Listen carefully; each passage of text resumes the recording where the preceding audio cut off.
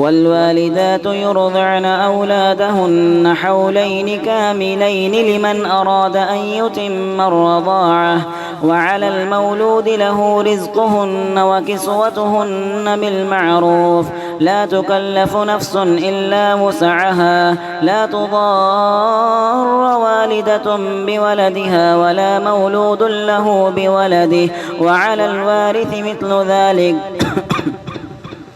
فإن أرادا فصالا عن تراض منهما وتشاور فلا جناح عليهما وإن أردتم أن تسترضعوا أولادكم فلا جناح عليكم إذا سلمتم ما آتيتم بالمعروف واتقوا الله واعلموا أن الله بما تعملون بصير والذين يتوفون منكم ويذرون أزواجا يتربصن بأنفسهن 4 أشهر وعشرا فإذا بلغن أجلهن فلا جناح عليكم فيما فعلن في أنفسهن بالمعروف والله بما تعملون خبير ولا جناح عليكم فيما عرضتم به من خطبة النساء أو أكننتم في أنفسكم علم الله أنكم ستذكرونهن ولكن لا تواعدوهن سرا إلا أن تقولوا قولا معروفا ولا تعزموا عقدة النكاح حتى يبلغ الكتاب أجله واعلموا أن الله يعلم ما في أنفسكم فاحذروا واعلموا أن الله غفور حليم لا جناح عليكم إن طلقتم النساء ما لم تمسوهن أو تفرضوا لهن فريضة ومتعوهن على الموسع قدره على المقتر قدره متاعا بالمعروف حقا على المحسنين وإن طلقتموهن من قبل أن تمسوهن وقد فرضتم لهن فريضة فنصف ما فرضتم إلا أن يعفون أو يعفو الذي بيده عقدة النكاح وأن تعفوا أقرب للتقوى ولا تنسوا الفضل بينكم إن الله بما تعملون بصير حافظوا على الصلوات والصلاة الوسطى وقوموا لله قانتين فإن خفتم فرجالا أو ركبانا فإذا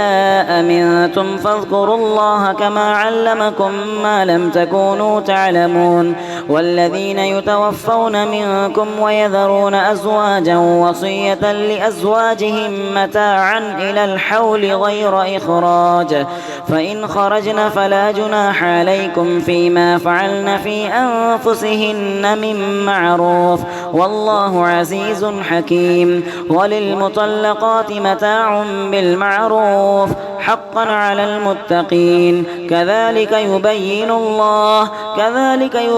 الله آياته كذلك يبين الله لكم آياته لعلكم تعقلون ألم تر إلى الذين خرجوا من ديارهم وهم ألوف حضر الموت فقال لهم الله موتوا ثم أحياهم إن الله لذو فضل على الناس ولكن أكثر الناس لا يشكرون وقاتلوا في سبيل الله واعلموا أن الله سميع عليم من ذا الذي يقرض الله قرضا حسنا فيضاعفه له أضعافا كثيرة والله يقبض ويبسط وإليه ترجعون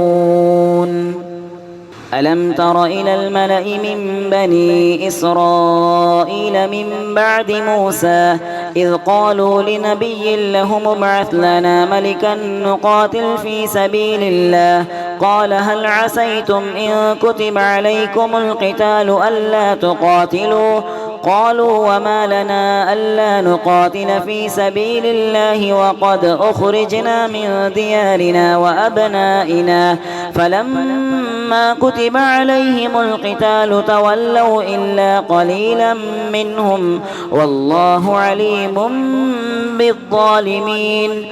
وقال لهم نبيهم إن الله قد بعث لكم طالوت ملكا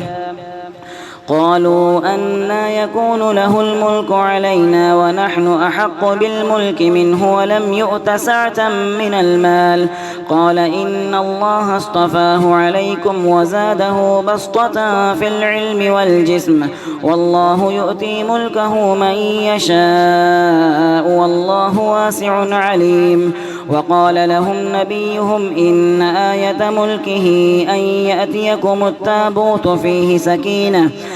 سكينة من ربكم وبقية مما ترك آل موسى وآل هارون تحمله الملائكة